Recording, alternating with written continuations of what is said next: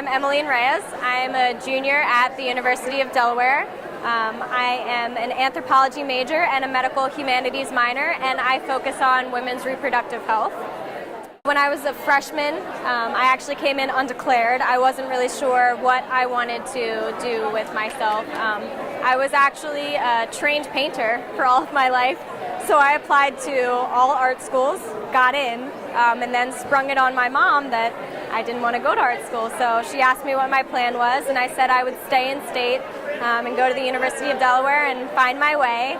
And in the spring semester of my sophomore year, I took an anthropology class on human nature, and we read, Jane Goodall's field notes, and we watched videos from James McKenna, and I learned all about childbirth, child rearing, comparative studies with primates and their maternal care, and I was just automatically hooked.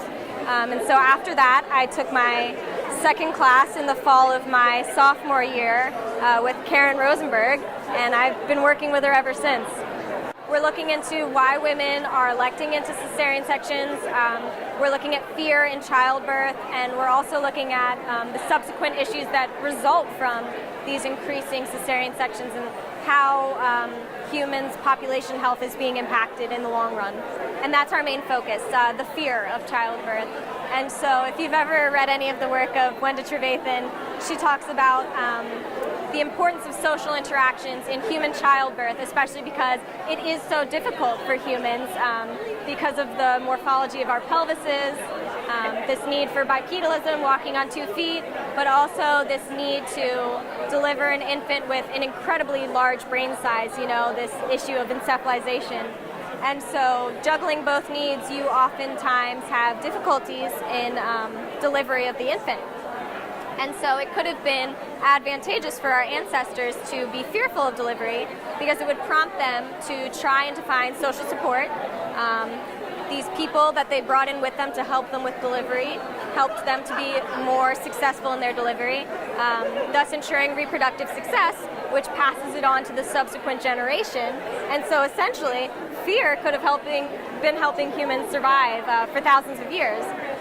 Where this issue comes about is this mismatch between what our bodies are wired to do, what we feel the need to do, and what contemporary medicine wants us to do. So oftentimes, women's fears aren't addressed, and like you were saying, there's this fear-mongering, oftentimes they're exploited, actually.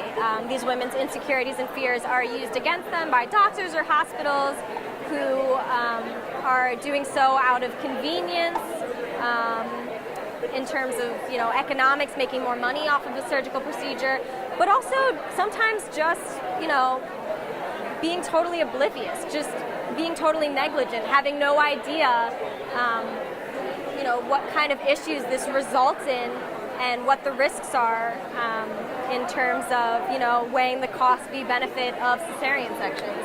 I was very excited when I heard about the Ideas workshop. That's actually how I came to the AAPAs. I applied for the Ideas first. That was the first thing that Karen Rosenberg told me about. I was going in to study for our human osteology quiz, and she called me into her office, and she was like, you identify as Hispanic, right? And a lot of your issues concern Latinas, and you focus on childbirth in Latin American countries and everything, so you really appreciate that diversity aspect of biological anthropology, right? And I'm like, yeah, I think it's so important. I get fired up every time we talk about biological racism and the legacy of racism and just discrimination in our field, both in those who are allowed to excel and in the materials that they study. It was often by white Western men for white Western men. So I work with that on a couple of levels. I think it's really important to encourage women's rights, to encourage the rights of racial and ethnic minorities, to advocate for those of the LGBTQ community, any other religions, demographics, cultures that may be marginalized or discriminated against. I try to tie my research into that as much as possible. Even though it's supposed to be unbiased, it's evolutionary, I like to use it to apply it to these contemporary issues. So when I heard about the ideas, that was like right up my alley.